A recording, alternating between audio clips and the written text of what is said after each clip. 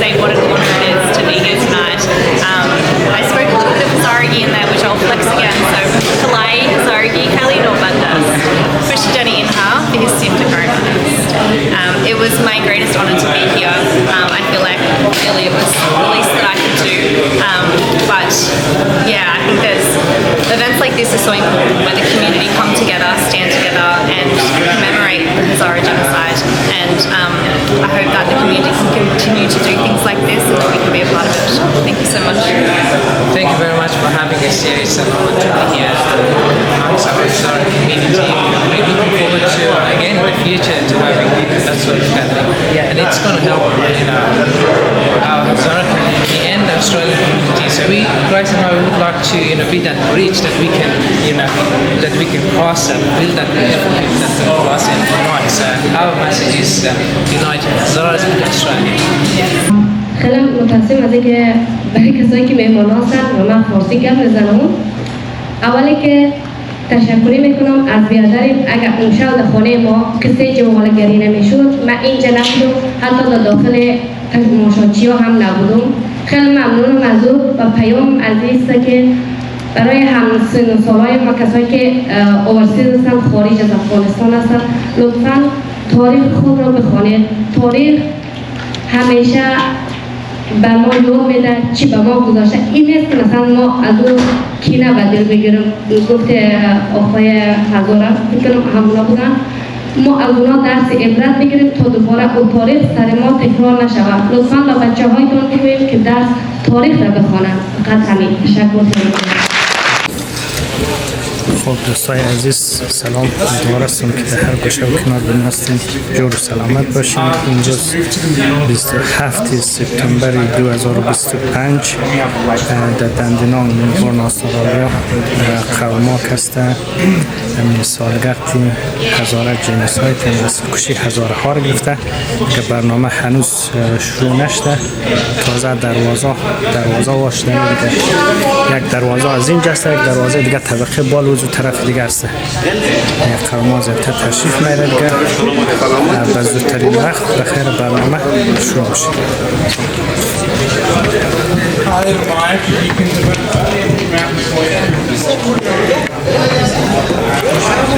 حضور قوما خیلی گسترده است. دیگر این برنامه کسی دو بخش داشت.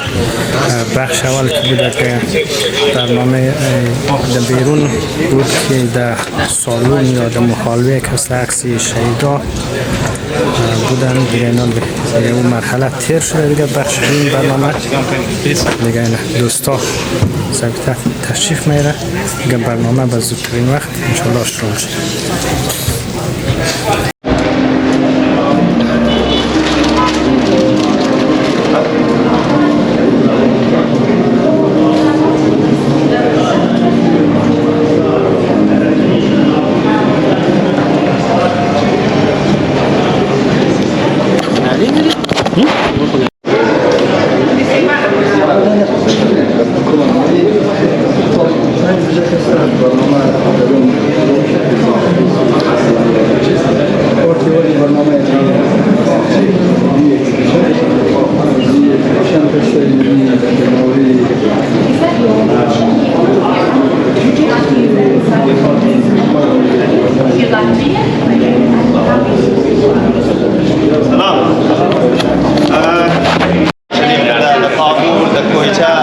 مختلف جایا کار کردن از را پشت تمام چیزایش اسناد چیزی از نار جمعوری کرده بایوگرافیش یا نام و دیتیل یا اقصایش که بوده از نار اینجا مورا یک تیز می نسل کشی است دیگه امنا رینج در نمایش است.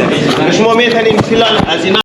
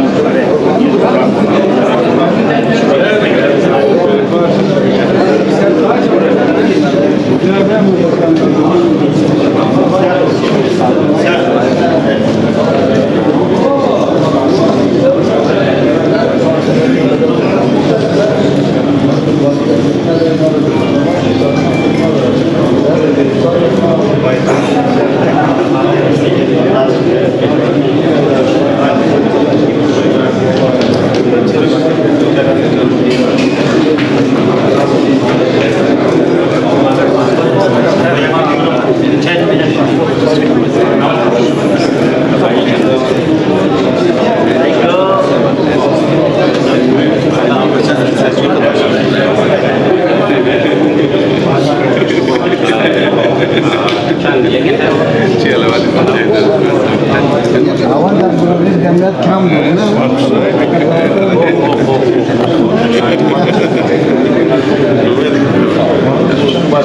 نه والله ما میشیم چیزی هست چیز نیست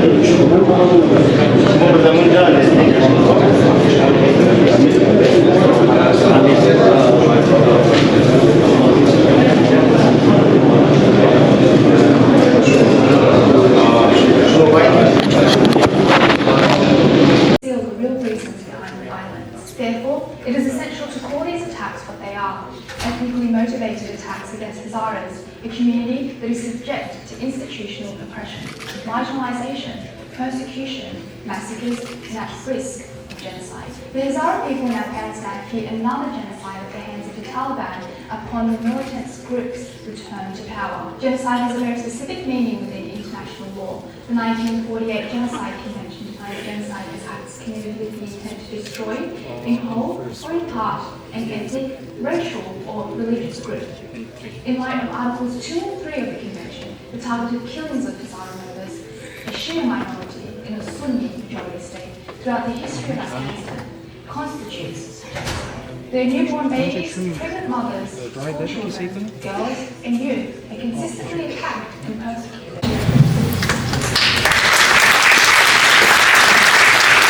Grace is a Australian social worker, academic and mental health researcher.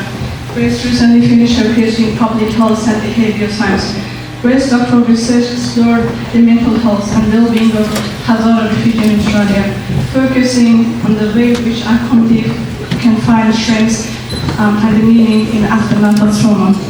We invite Ms. Grace to come on the stage. Thank you.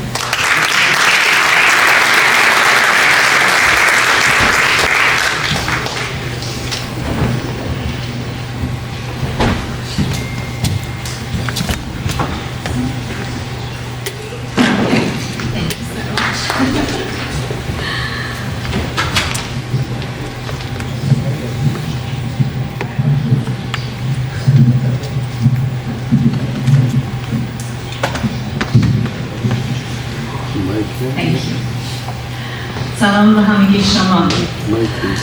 It is such an honour to be here tonight, standing with you all in memory of the Hazara genocide. Earlier today, as I put on my Hezargi clothes, I was reminded that even in the face of immense pain, this community carries forward with so much strength and pride. And that leads me to say, Kalai Hezargi Khali Nوربند است.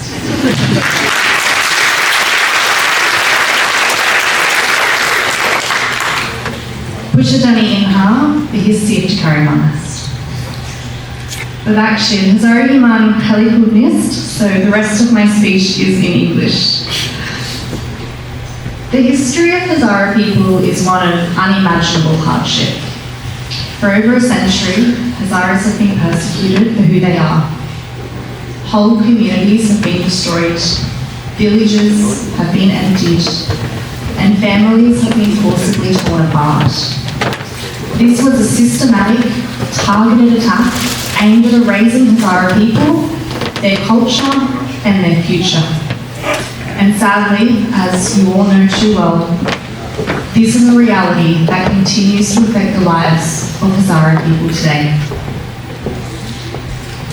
Something I wrote about in my PhD thesis was how dominant groups often marginalise, suppress, and deny the experiences of the groups they marginalise.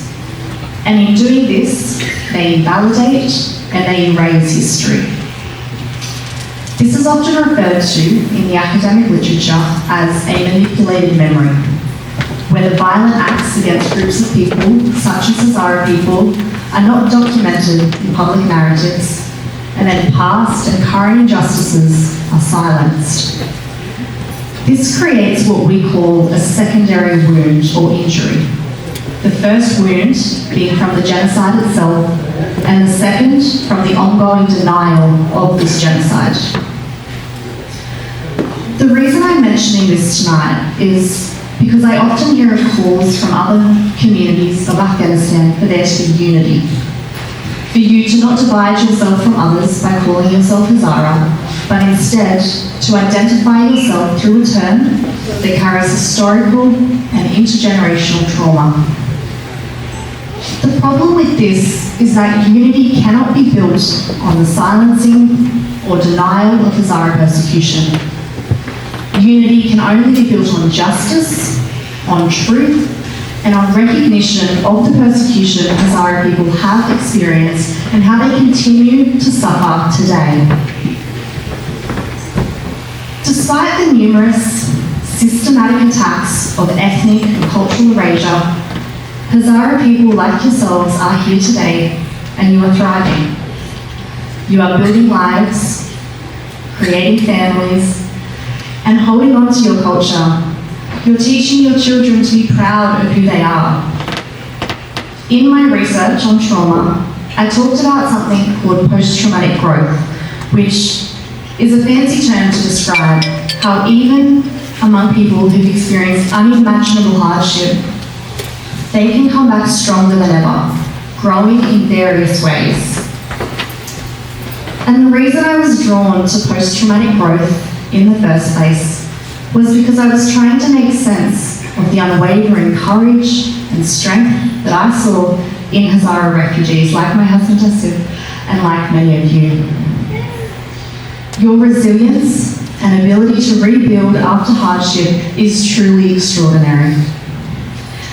And my research actually found that Hezara refugees experience higher levels of growth than any other population previously reported. This shows us that there is something truly special about your community. I found that your aspirations and motivations are deeply rooted in history. You are not just striving for yourselves, but for your whole community. You carry the memory of past suffering and work tirelessly to create a future where history cannot repeat itself. And I see this every day in the Hezara community, with people striving towards education, working hard for success. I see it in the advocacy and care for one another here. People giving back, lifting each other up, and recreating opportunities not just for yourself, but for your whole community.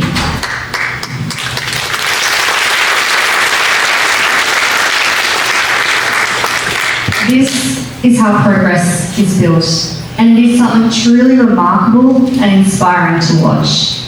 You inspire Australians like me, and you give hope to thousands of people who have experienced trauma, showing them that even with unbearable pain, carrying so many scars, survival and growth is possible.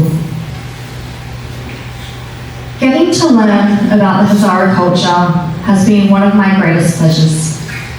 From the music, the poetry, the food and the beautiful clothing, and of course the language, which I'm still trying to get a grasp of. All of this tells a story of resilience and courage. And this is why I want to say to you tonight, please continue to be proud of being Hezara.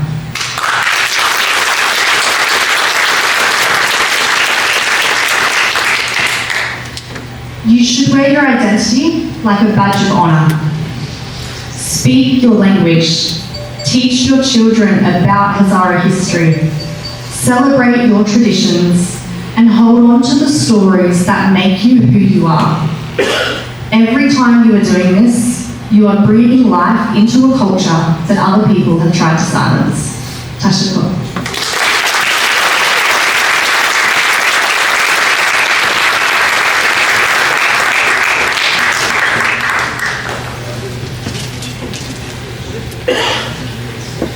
Thank you, Grace, for your highly valued and greatly appreciated work and for your continued support for the Hezara people.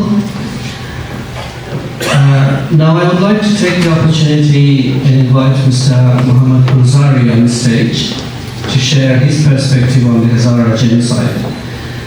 Mr. Hezare is an independent researcher who focuses on the Indian subcontinent politics and Afghanistan history. The Hezare genocide and persecution from 1880 to 1935 have been extensively studied and written about.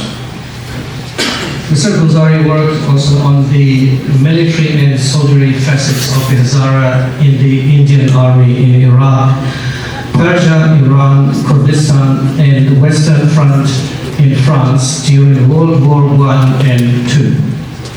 Researching the Hezara genocides and their aftermath from the perspective of political and cultural transformation in the main focus. Please welcome Mr. Hezare.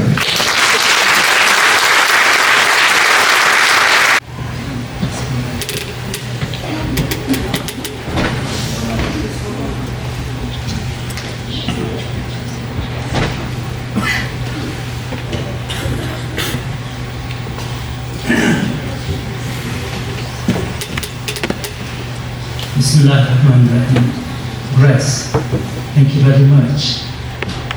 It's really great honor for me.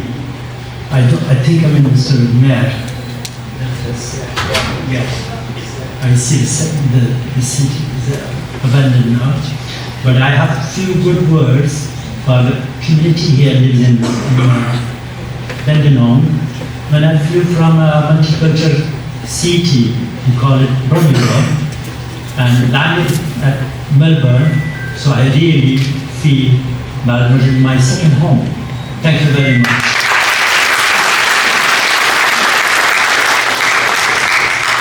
من میخوایم که در انگلیسی هم برایش صحبت کنم که Grace and some other guests that are here که اونا هم از باید مستفید شد برایش بگویم. So I just start from the one of the quotation which you never heard through probably for the last 129 years. He is the quotation of Ali Jan Hazara.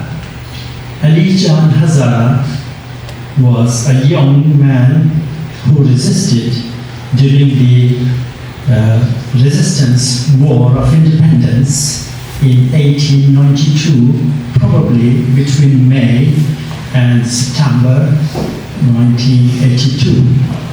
And according to the British agents, a news writer in Kabul, when he was just sitting behind Amir Abdurrahman Khan, he writes that Ali Jan was brought here and he stood firm in the front of Amir Abdurrahman Khan. His cruelty is well known to every. Thank you. To us. So Amir asked Ali Jan, said, Ali Jan, you did not fear of your life when you resisted my soldiers. It's very, very hard to speak in front of Amir Abdurrahman Khan. Ali Jan said this golden word. I think this is a lot of philosophy, politics, and love with the country and motherland is hidden in that quotation. Ali Jan just said few words and said, we must die one day. Nobody gives up his country and property easily. That's it. Abdurrahman shot and immediately said nothing, just said an order, throw him in the black well. That's it. So I stopped with this.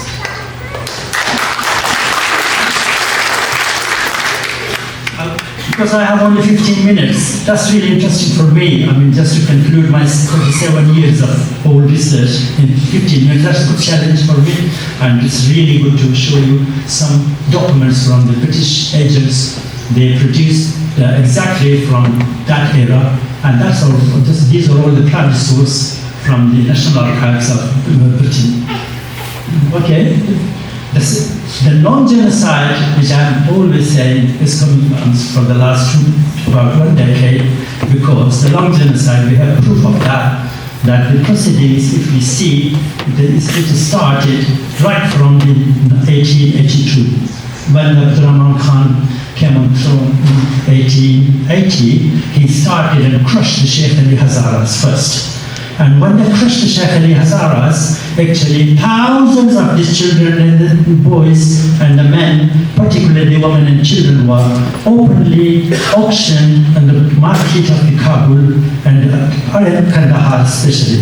And that is an act of genocide, particularly for, enslaving and sold, enslaving and selling he actually issued the proclamation to sell the Hazara women and children by the price, earlier the speaker said about 2 rupees to 20 rupees.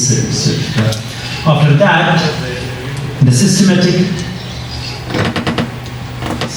genocide or persecution has continued every month and every year up to the year of 1892. If you see, the official statement comes for the infidelity of Hazaras, that was actually in July 1892. That was on the right side. You see, that's the first proclamation or the decree, you can say. To some extent, you can say fitwa, but that was not a complete fitwa.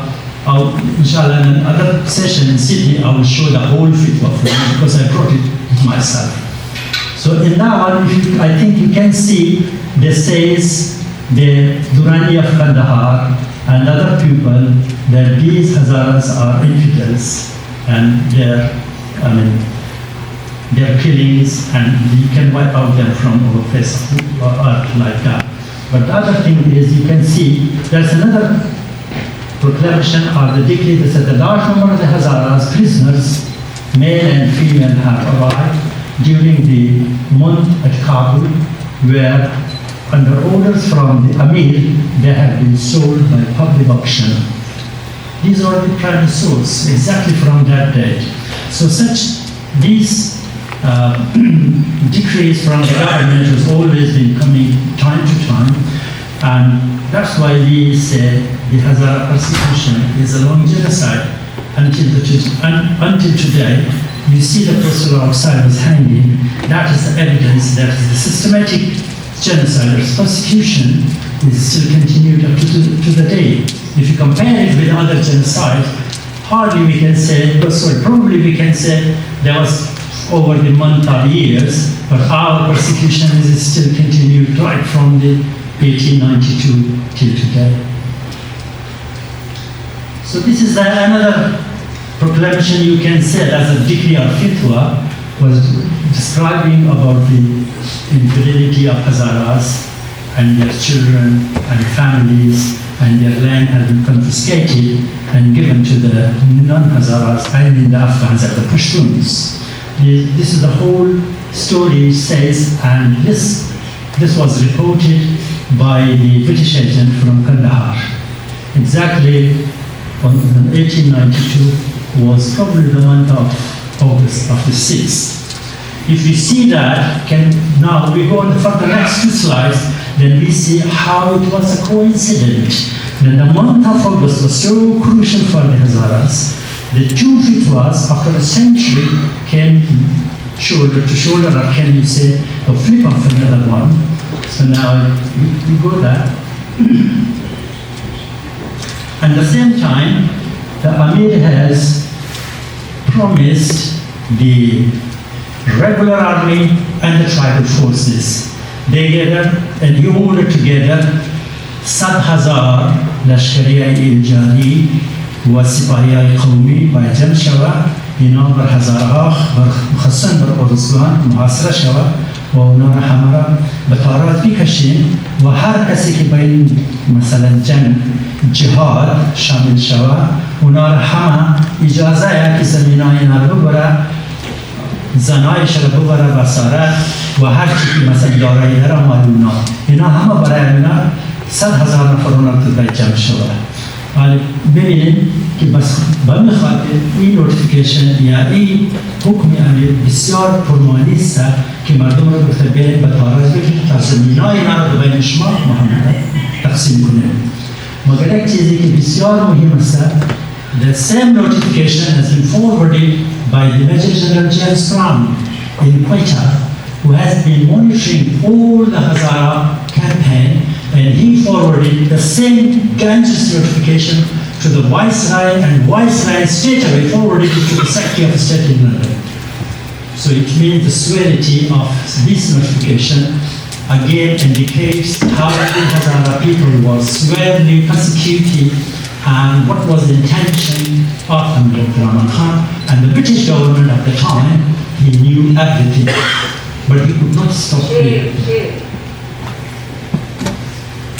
One thing which is very, very common question among in the general people, how many people of Hazaras were killed or disappeared or massacred or genocide?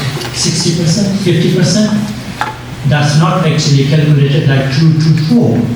So the one calculation which is very closely, and that is probably is 50% and plus, is indicated in Siraj al-Tawari, volume 4. Faiz al-Khatib, he mentions about 400,000 families multiple times. I remember he mentioned in the volume 4 7 times. Not 1, 2, 3. He mentioned 7 times on different chapters the Hazaras were massacred, enslaved, or deported, or sold in slavery, whatever. Their number was 400,000, not sold families. According to the Indian statistics of that time, it shows in the tribal area, which applies to Afghanistan as well, the families was actually between 6 to 9. If you take the minimum one, number 6, it comes 2.4 million. 2.4 million, if you say, supposedly, that the whole Hazara population at that time was 5 or 6 million of the time, it comes to 50% of that. Then Khan is also educated on that, so we can say, yes, 50% plus was the number, so we can argue on that, and we have strong evidence as well, but the Khatib's, Faiz al-Khatib's writing is an official quote writer of Amir Habibullah Khan. Also, that's why we can recognize it and we can say firmly, yes, it was 50% of the population of the entire Hazaras were massacred, enslaved, and that was the thing which we can say the 21st September we should mark the day of our genocide, but the world is still silent. And if we are silent, so definitely the world is silent. We should raise our voice and say to the world, in the mountains of the Hazaras are the Parapamizones, the oldest name of Hazaras, which has the Greek historian says, in the high mountain of Hazarajat, in the late 19th century. What happened? Where is the humanity? Why humanity is silence? Where are these 2.4 million people gone? But don't worry, we have strong evidences in the archives of the Europe, in everywhere. So many of these evidences which we have, so you can see in the 2 volumes there, at least I could do something accumulated in there and compile it. That is all the evidence of the Abdurrahman era.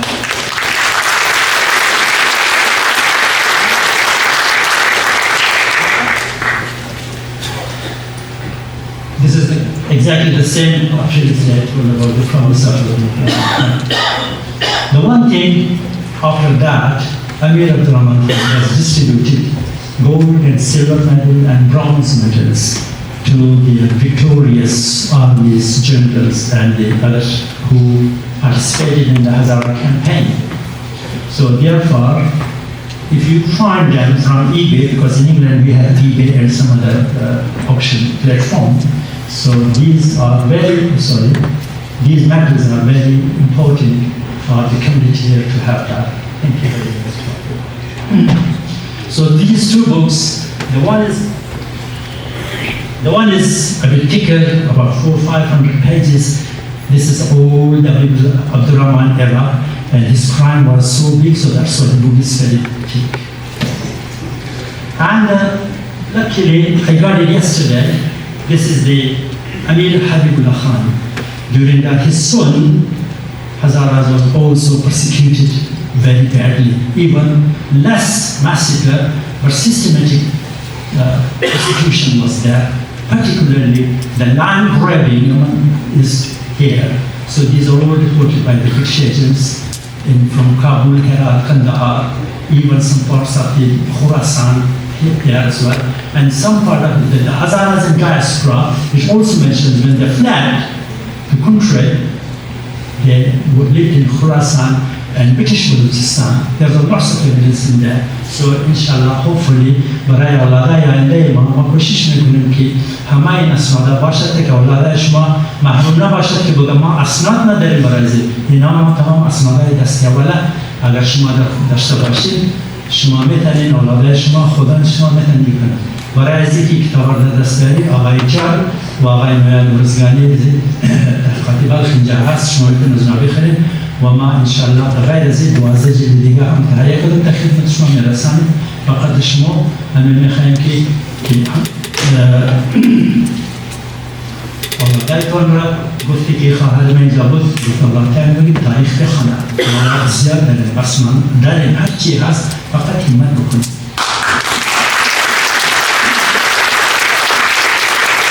چون از حوزه قضیات گذاشتم آقای باتور میگه که سال رفتی مامورون البته previously I mentioned about it August exactly in August 1892 sorry if you see the 10th of August Mullah Niazi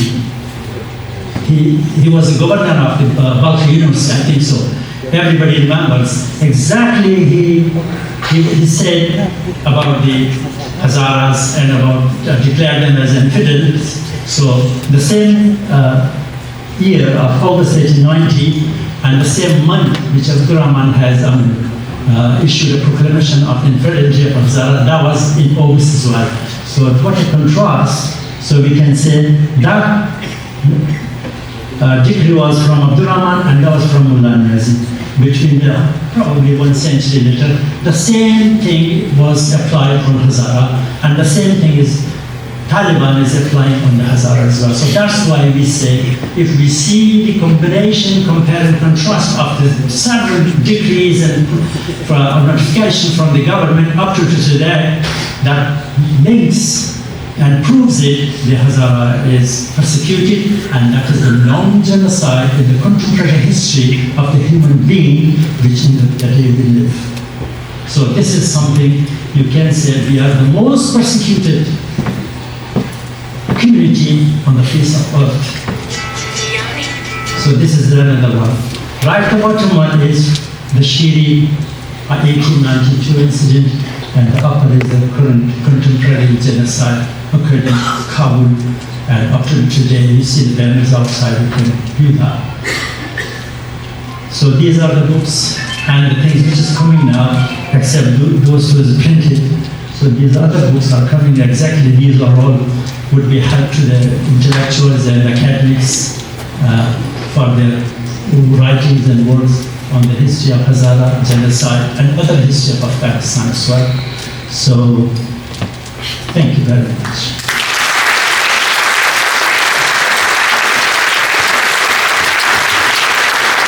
Thank you very much.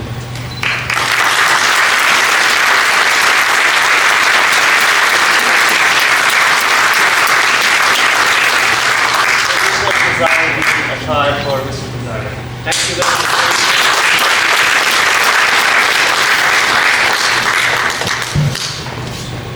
And also a traditional Hezargi card for Grace. Thank you so much for coming all the way from the capital. Thank you so much again.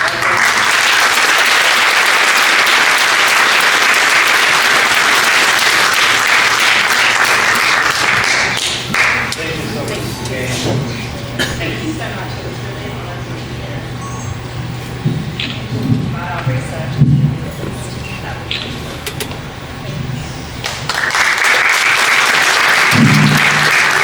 If I could امی مایی که دیس مومی دگه که مدیرون شکم از مایی که قدر رفیق داری که میره اعلان نکنی دیگه من نخواهیم بیزه سوال کنم فقط بگم خواهرها و برادرها مهمانان گرامی بسیار تشکر از مهمان نوازیتان واقعا این چیزایی که اینجا معصوم ما آقای جان بگم که من دیگه چی کنم صبحی یا چاش که با من نانی گرم خود دوغ میدین من فکر کنم ما در وطن هستم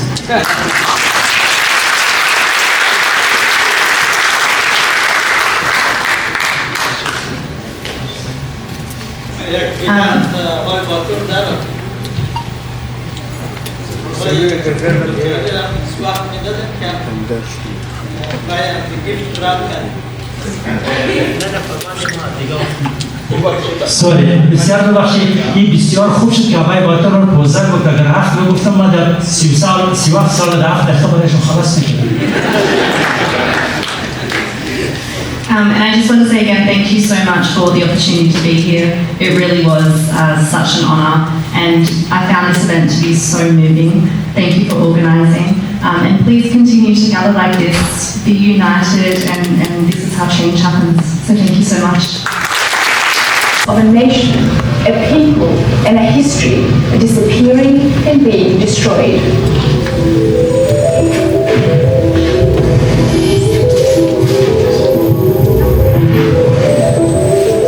In narrating the story of the suppression of Hazaras, Faiz Muhammad Khatib writes, "The supreme leader will destroy the foundation of these infidels so that no trace of them is left in their mountainous homelands, and their properties will be divided amongst the Rinji and Durrani tribes." He called upon armies and volunteers from all corners of the God-given country of Afghanistan to gather upon the soil of the rebellious Hazara clans in such a way that no one from those misguided clans would be spared or left alive. And concubines and slaves from the said clans would be taken by every person from the Mujahideen tribes of Afghanistan. Amir, who has tasted blood and for whom the thirst for power and monopoly upon the land of Hazaras has turned into a complex, merely shedding the blood of Hazaras will not suffice. So he resorts to ethnic cleansing, and alongside the physical elimination of Hazaras, he puts into practice the policy of historical erasure of these people. Faiz Muhammad Khatib says, 40 armies of the kingdom, 10,000 strong auxiliary cavalry with 100 cannons, 100,000 infantrymen, and 20,000 strong armed non-military cavalry was sent from several directions into the Hazara areas of the country. At this time, of course, the Hazara uprising had spread to vast areas including Dar Souf, Sheikh Ali, Daikundi, Daizangi. Now I would like to request the Mayor of the City of Greater Dandenong, Councillor Jim Mimeti, to come to this stage and share a few words with us. The Mayor, please.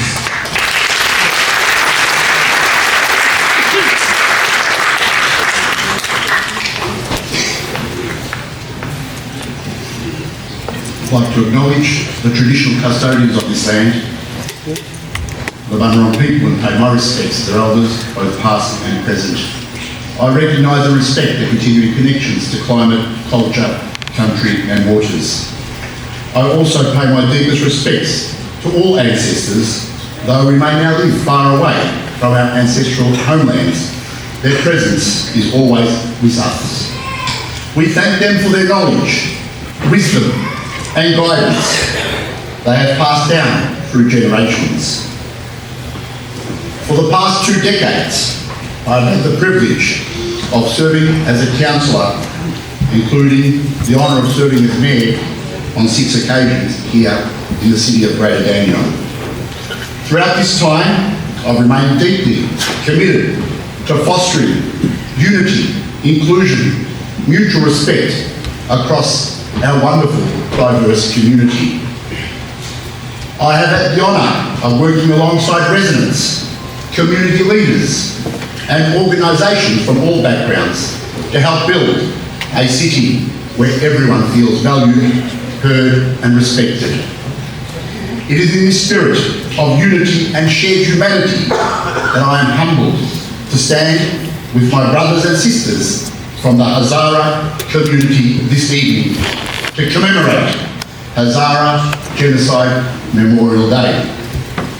This solemn occasion provides a heartfelt opportunity to honour the memory of those who have suffered and to acknowledge the ongoing pain, strength and resilience of the Hezare people. By coming together in remembrance, we not only pay tribute to the lives lost, but also renew our collective commitment to peace, justice and the protection of human dignity, both here in our local community and across the world.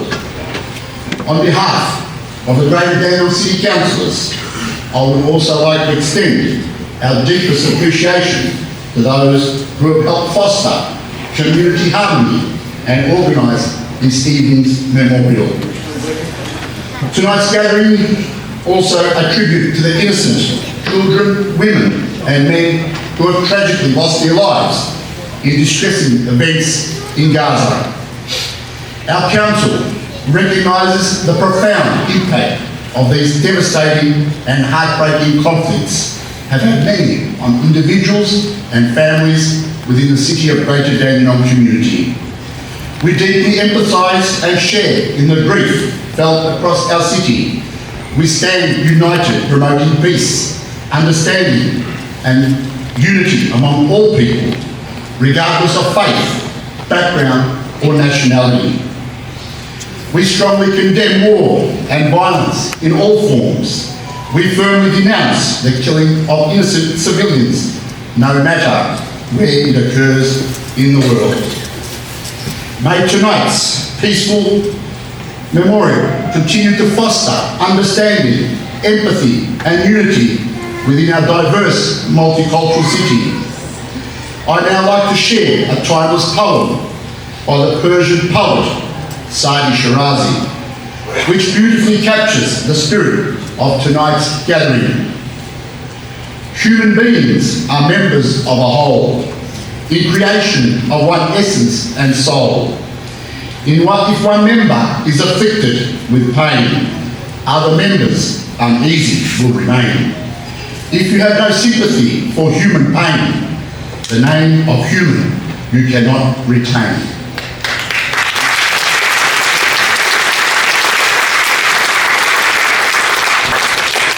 We stand firm in our collective hope for peace and our rejection of all forms of violence.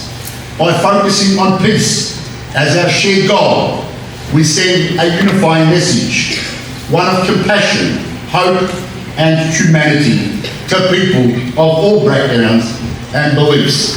Thank you. Tashakkur.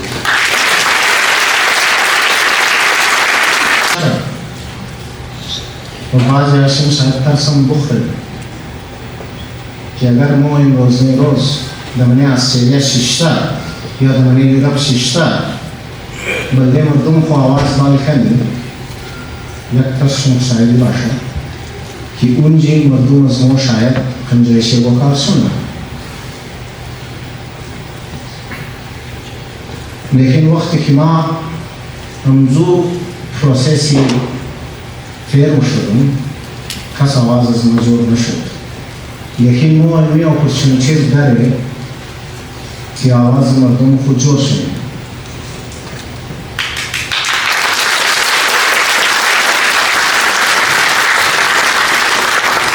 اگر ما علمی یک جای شده یا مش شده بلده امزی وقت خوبی دید پیسه خوبی دید انرژی خوبی دید صبح روز شاید موجود امزنا جو شده بهتره اگر ما امزی کار کامیاب شده که ما موشیم بس هر استیتی دنیا یک قسم ریسپانسیبیلیتی پیدا ہونا که آزار پروتکشن بده این روز خوارایزم و بلارایزم که در اندونیشیا بنده یا در جگای دیگر بنده اگر ما می کار را پیشکی مکدی شاید استرالیا بر خوش چی روزنا دیگر اپنده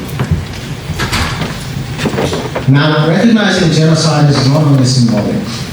There is a lot of things that states can do. But if we come together and pursue this, There's diplomatic pressure, economic pressure, which the Taliban might think a lot about. So, امو از گروهی چطور گرفته بیتنیم و باید نالی بیشی فکر کنیم که مو سن طرف کنم دایرکشن و باشه تا که مو سباز آواز مجموعه جاشته بیتنیم. اگر نکردی تفس خوردی که اونا شاید جگو کارشونه چیز کار میشن؟ اول خو از هیستری شاید نمیده پریموشن. امروزان شاید شما من تیک توک و یوار روش کنیم. People deny that Hazara genocide didn't happen. Why? It's not because they did, it's because they've never raised it. But Zubad, चाहे Europe बाशा, Australia बाशा, refugee policies को बंदे आज़ादों flexible ना है। वो अभी तक चंद चीज़ां दिया है कि in detail discuss हम करेंगे, लेकिन खुद example है इसे recently कि वो the 2004 में ISIS the Iraq की release हो जाता the Rohingya मर्दों की ज़रूरत है रोहिंग्या मर्दों का गुजारा तक ज़रूरत है म्यांमार ना तमाम बल्दे ज़मान एग्जाम्पल कि अगर मर्दों में मकान बाशा चतुर उन्ज़रान वाली नेतना बल्दे मर्दों को आवाज़ जोड़ देता तक सवाल उस नाख़्वार ज़रूर सुना दमुल्खाई दिया रफ्ता. So that was the first reason I shared my story. Now, you'll hear a lot about Hezara genocide, but I want you to take away one thing tonight with you. We have suffered a lot as a nation. Every individual sitting here has suffered a lot. Our families, my parents have lived their entire lives as refugees. But one thing you and I should be really proud of. If a person like me, who was so close to accept his death, can come here and become a corporate lawyer, and there are so many of our brothers and sisters that came here and they became engineers, and became doctors, more as Ramadan, har jai ki mori, doesn't matter कि अच्छी मुश्किलात पेश हुए, इन्हें खून मोया, कि मो कल्फी नहीं, मो ज़ामकश मर्दूम हंसते, मो चाहे कोई तरफ दे, याद अगे मिलोंगम दे, मो जोर करे, मो कंट्रीब्यूट करे.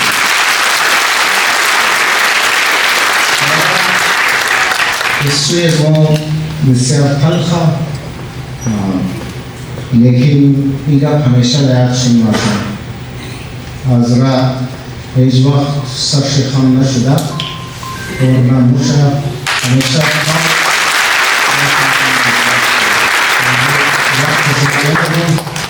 तशक्कुर ज़्यादा.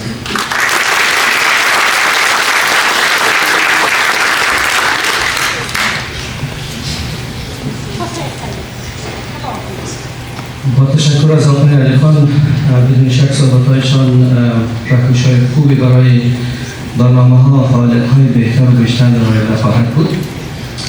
هزارها مو میتونیم حیث یک انجمن ادا کنیم و اینیه که مو آگاهی اجتماعی بین مردم برای نسل آینده که مو کی هستیم، برای مو چی شده، تاریخ چطور بوده، اینا رو باید کس همرسانی کنیم و ما از دوستا هم خواهش کنیم که در نموزی کار رو همه ما مسئول هستیم ولی دقت باید لازمه چون ما نمیتونیم که وقتی یک اسناد و ثبوتی که مثلا داکیومنتی که بسیار درست باشه و حقیقت باشه بر بنیاد از اون میتونیم یا آگاهی یا پیام رسانی کنیم.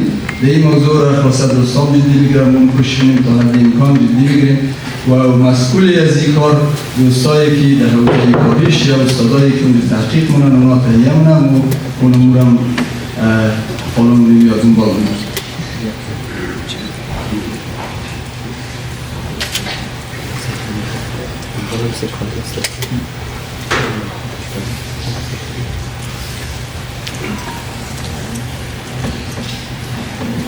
معذرت فقط برای از اینکه برای از ما به رسمیت شناختن نسل کشی هزارها چرا مهمه، ما میخوایم کوتاه در نمزی باره گپ بزنم چون موضوع امروز همینه، نمیتونم بدون حداقل کمک گپ گفتن تیر کنم. دیگه ما ایره برای از اینکه مختصراً برایشون بگیم، فقط مثل که در امور خمید انگلیسی گفتم که مو شناسایی مشکل یا اعتراف جنایاتی که در تاریخ تکرار شده، در تاریخ اتفاق افتاده، این مهمه. ما وقتی از genocide یا از نسل کشی هزارها گپ میزنیم به معنای کینه‌ورزی نیست، به معنای هزارگی کنه کاری کنه باد کشیدون نیست، بلکه شناسایی یک جنایاتی شده بسیار مهمه. تا که شناسایی از اون نشده نمیتونیم رو خاتمه بدیم لزو یا استاپ کنیم یا کسی از جلوگیری از تکرار از او دوام باشیم. و همچنان چگونه تأثیر منفی روی روح و روان مردم از ما گذاشته. ما بازم تکرار می‌کنم که شاید خانم گریس سلطانی را کاور کنه در اسپیچ شد. و همچنان ما وقتی از سخن از نسل کشی هزارها میزنیم، از ظلم و ستم و محرومیت هزارها گپ میزنیم، به معنای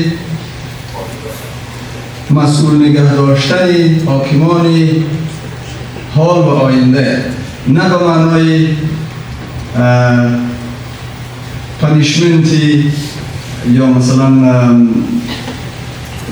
بباشید لفظ فارسیش بسیار بهتر، پانیشمنتی گورنمنتی.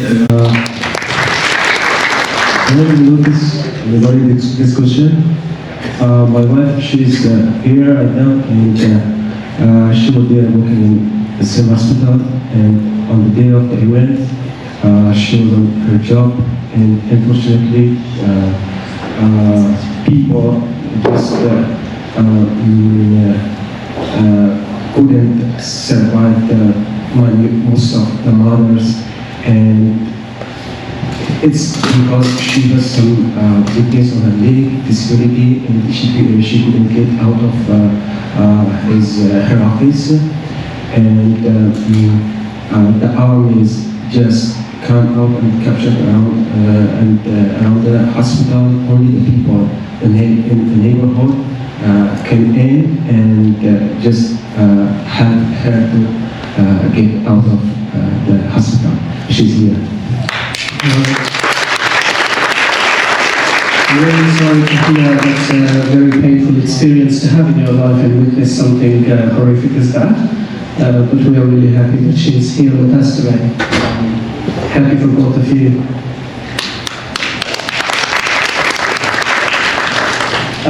So coming to a question for you, Nina.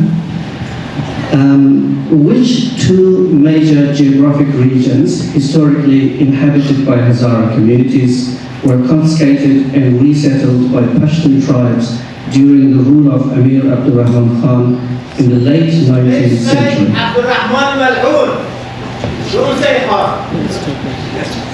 Thank you for your feelings. A. Panjshir and Kuna. B. Uruzgan and Daljapan. C. Herat and Badghis. D. Mazar-e Sharif and Kunduz. That's actually Uruzgan and Daljapan. Uruzgan and Daljapan is the correct answer.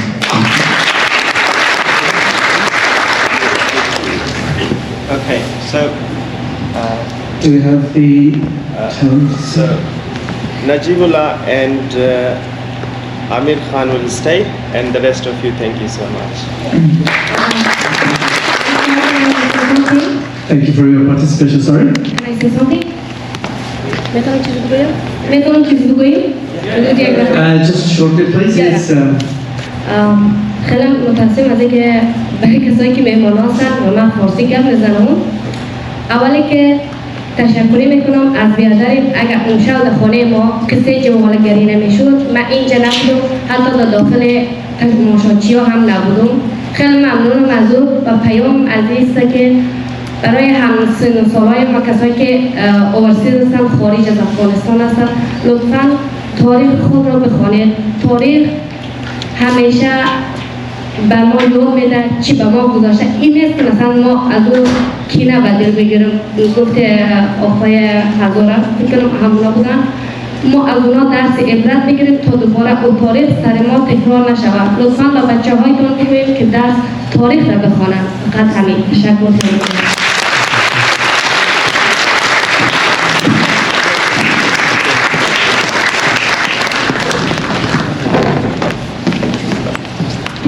The next round of the questions. Sorry. Okay, so we are down to two participants. We'll continue with the questions. Is it okay if I'm standing here? You feel comfortable? Yeah. All right. Okay. So the question is, why is Abdul Ali Mazari considered a highly respected and symbolic figure among the Hazara people? A. He founded Afghanistan's first university. B. He led a successful uprising against the Soviet invasion. C. He unified Hazara political factions, defended their rights, and was martyred by the Taliban. D. He was the first Hazara president of Afghanistan. Option C.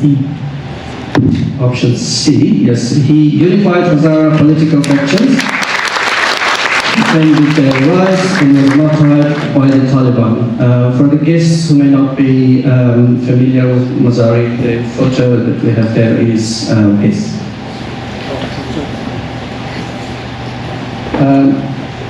Next question from next participant. Who was the first major political leader killed by the Taliban, marking the beginning of their violent suppression of opposition? A. Ahmad Shah Massoud. B. Burhanuddin Rabbani. C. Abdul Ali Mazari. D. President Najibullah. Can you please repeat the question? Sure.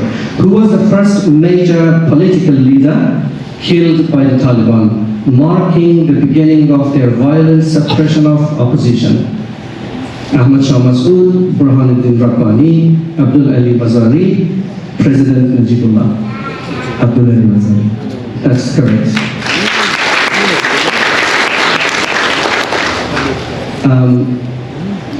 So we move to the next round of questions. Three questions each. Three questions each. Yeah. What triggered, so starting with you again for three questions.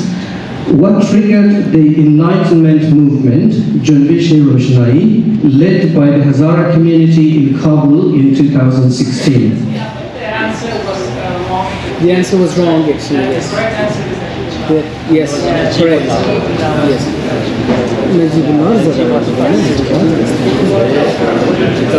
Najibullah was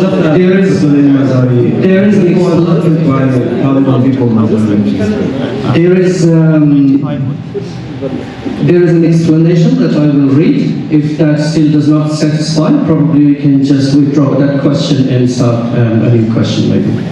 The explanation is Ustad Abdul Ali Mazari, the leader of Hizb Wahdat and a prominent Hazara figure, was captured and executed by the Taliban in March 1995, making him the first major political leader to be killed by them. No, but Najibullah was killed before him. But Najibullah was killed before him. No, I think that's incorrect. Sorry, I'll just come. Najibullah was killed when Taliban took control of Kabul. Mazari was killed when they entered Kabul in 95. So Najibullah was killed in 1996. Actually, that answer was correct.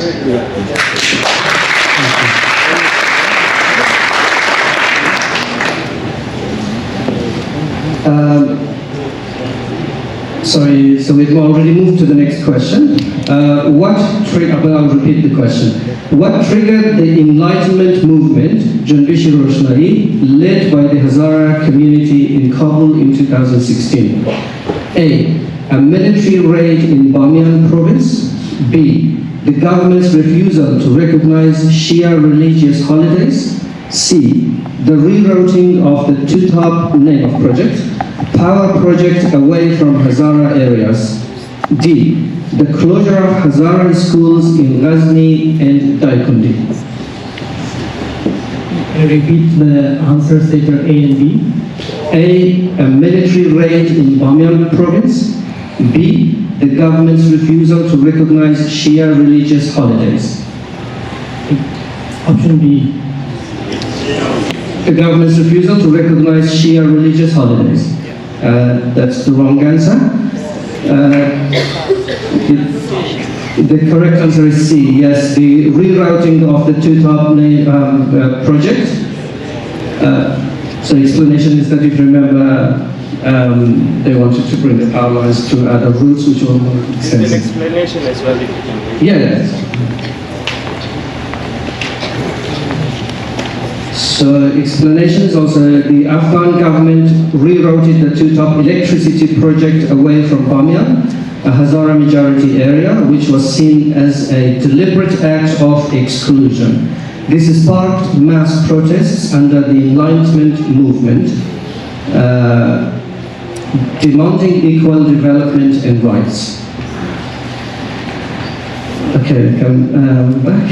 Who was Shukriya Tabassum, and why is the Tabassum movement named after her? A. A Hazara politician who founded a political party. B.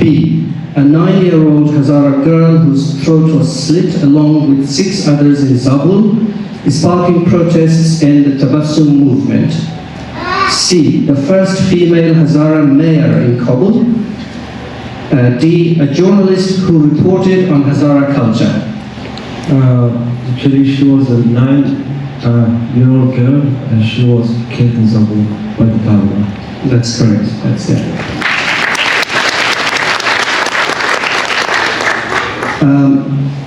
Who won the first Olympic medal for Afghanistan?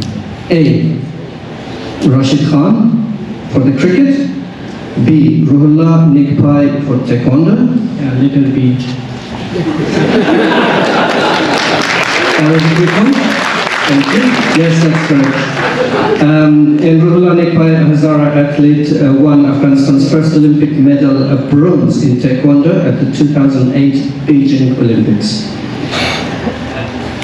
According to Hakimi's 2024 Harvard Human Rights Journal article, how did Amir Abdurrahman Khan's policies impact the Hazara population in the late 19th century? A. They promoted Hazara cultural autonomy. B. They led to massacres, enslavement, and forced displacement of about 60% of the Hazara population. C. They encouraged equal land redistribution among all ethnic groups. D. They supported Hazara representation in the Afghan government. Can you please read again the question clearly? The question. Good question. According to Hakimi's 2024 Harvard Human Rights Journal article, so there is an article by Hakimi in 2024. How did Amir Abdurrahman Khan's policies impact the Hazara population in the late 19th century? The answer is option B. Option B, they led to massacres, enslavement. Yes, correct. Yes, can we go to the school? Done. So we have the results. Yes. Would you like to read? Sure. Yes. Thank you very much for that.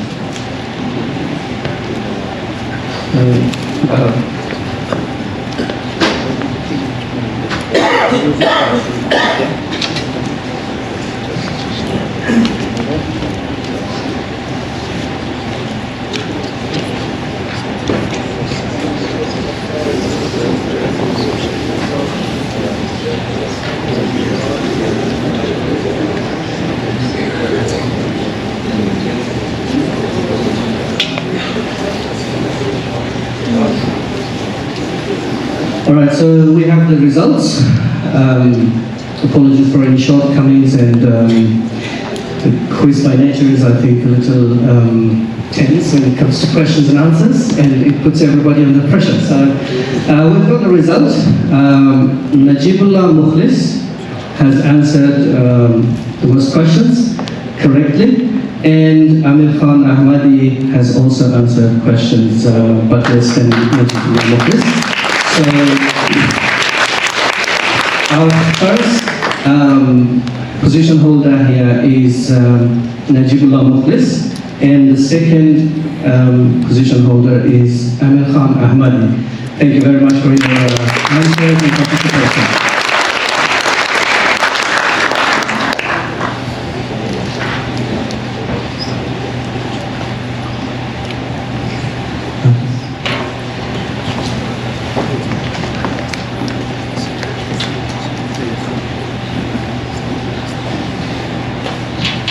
Sorry, I believe my papers are taken.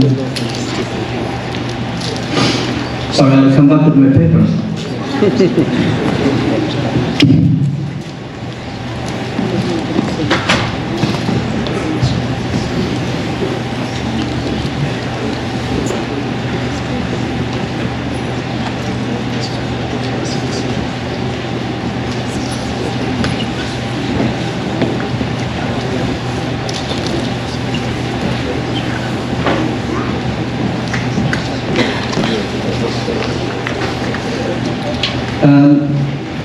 So thank you. I'm going to call Nasima here for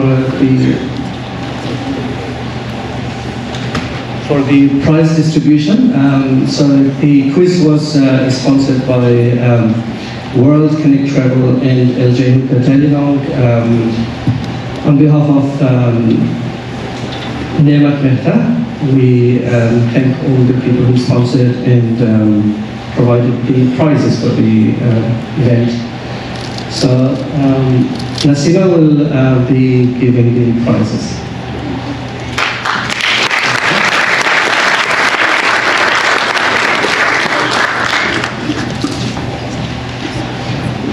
Najibullah Mukhlis has won a set of laptop following the correct answer.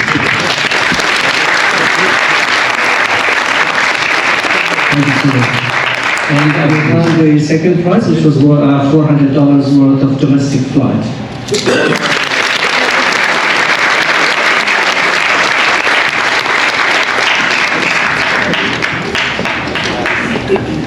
Threw cats in the underwear of the women and burned their breasts and vulva so that they would reveal the locations of their weapon.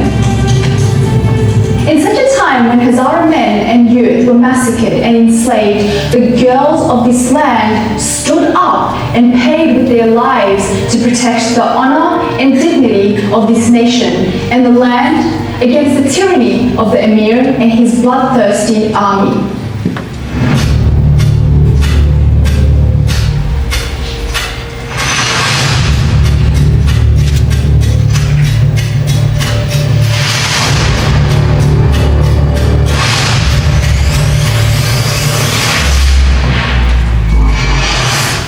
Shireen, the sweet desire for independence and freedom. Shireen, the soaring falcon of a serene sky of freedom. Shireen, the glorious echo of endurance and steadfastness, still resilient and fearless, fighting front to front against wolves in human disguise for 7 whole days. At times, she watched Uruzgan being burnt and destroyed, and at times, she gazed at young girls and her fellow warriors, but she did not stop resisting. Shireen fought for 7 days in the war against the army of darkness and terror, and resolutely and bravely led 39 young girls. With each passing day, she saw the siege around her get narrower and the starvation become more destructive than the day before. The battle has crossed the safety barriers and turned into hand-to-hand combat. Shireen, who from the peaks witnessed her people's lives and homes set on fire and the people of her land killed and captured, knows too well the meaning of surrendering to their enemy.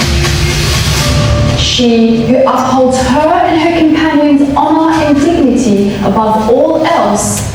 She who believes freedom to be the highest worth, and she who considers the spirit of sacrifice to be worth more than any price and value, cannot in any way allow the grips of terror and lust to dishonour her. So she fights determinedly and defends her and her companions' sacred sanctum.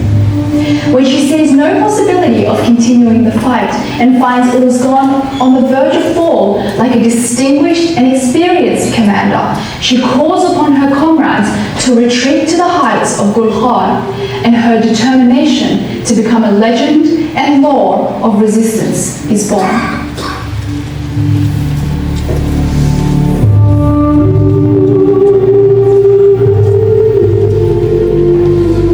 Shirin knows that the Emir's greed for selling the dignity and honour of this land is not yet satiated, because she knows that the Emir has ordered that, as a price for the sale of Hezara girls and women, the purchaser is to pay 2 rupees or the price of a produce. Thousands of women and girls were brought and sold through this decree. Yet despite the issuance of the royal order, not a single rupee of the proceeds was recovered in the government's treasury. Faiz Muhammad Khatib in Siraj al-Tawarikh. Having used up their war supplies, Shirin and her comrades continued to resist by pelting the enemy with sticks and stones. But when she can no longer see in herself and her comrades the possibility of continuing the fight, they follow their plan and one after another take the flight of love from the peak to the bottom of Gulkhar mountain, and their memory becomes immortalized in the heart of the history of Uruzgan and Hezargyi.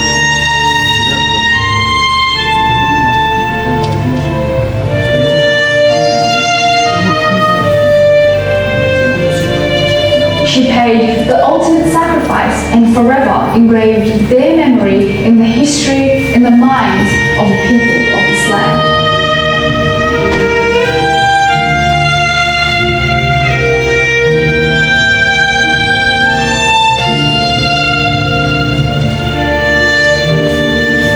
Later, when the fire of Amir's aggression is extinguished, the men of Hazaristan gather at the foot of the mountain on a clear night of Hazaristan and sing a hymn.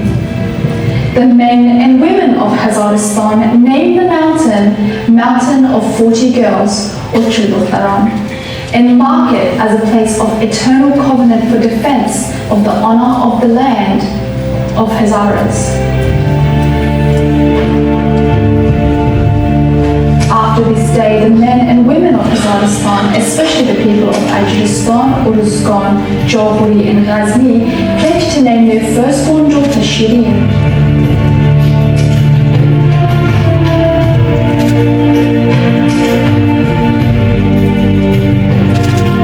And to visit the graves of Shirin and her comrades for their wedding vows, and to feed to their children a taste of the soil where Shirin fell.